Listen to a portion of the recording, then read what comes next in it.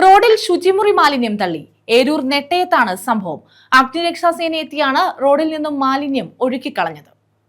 നെട്ടയം രാജരത്നം തോട്ടം ഭാഗത്തെ ജനവാസ മേഖലയിലാണ് കഴിഞ്ഞ രാത്രി ശൗചാലയ മാലിന്യം തള്ളിയത്. രാത്രി 12 മണിയോടെയായിരുന്നു സംഭവം. കുരുവിക്കോണം 2 ഏക്കർ മുക്ക് റോഡിൽ 1/2 കിലോമീറ്ററോളം ദൂരത്തിലാണ് മാലിന്യം തള്ളിയത്.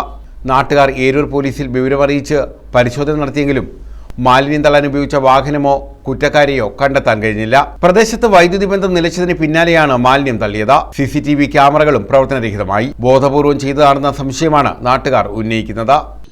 നെട്ടയം രാജരത്നം തോട്ടം തൊട്ട് കോണത്തുമുക്ക് വരെയുള്ള പ്രദേശങ്ങളിൽ കാലങ്ങളായിട്ട് കൊണ്ടുവന്ന് കക്കൂസ് മാലിന്യം തള്ളുന്ന ഒരവസ്ഥ.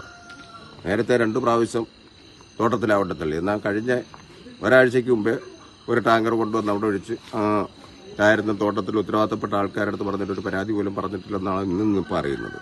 ഒരു 12 മണിക്ക് ഇപ്പം കറണ്ടും കളഞ്ഞേച്ച് ഇതുപോലത്തെ വേല നമ്മുടെ മുറ്റത്ത് കൊണ്ട് ഒഴിച്ചേച്ച് പോയേക്കുന്ന ഒരു അവസ്ഥയിലേക്ക് നമ്മൾ എങ്ങനെ ഇവിടെ ജീവിക്കാൻ പറ്റും എന്നുള്ളൊരു കാര്യത്തെപ്പറ്റി ഭയങ്കര ബുദ്ധിമുട്ടായിട്ടിരിക്കുന്നു. നമുക്കിവിടെ കിടക്കാൻ വയ്യ, നാറ്റം കാരണം ഇവിടെ ഇരിക്കാനും വയ്യ, എന്ത് ചെയ്യണമെന്ന് അറിയാൻ വയ്യാതിരിക്കുക. ഞങ്ങളിനി എന്ത് ചെയ്യണോ അതിന് അധികാരികൾ ഇതിന് വേണ്ടുന്ന കാര്യങ്ങൾ പെട്ടെന്ന് ചെയ്തു തരണമെന്ന് ഞങ്ങൾക്ക് അവരോട് അഭ്യർത്ഥിക്കാനുണ്ട്. കാരണം എന്ന് പറഞ്ഞാൽ ഇത് കഴുകിക്കളഞ്ഞില്ലെങ്കിൽ ഞങ്ങൾക്ക് വീട്ടിൽ പിള്ളേരെല്ലാം ഇവിടുന്ന് ഇറങ്ങി പോകാനുള്ളൊരു തയ്യാറെടുപ്പ് നിൽക്കുന്നു.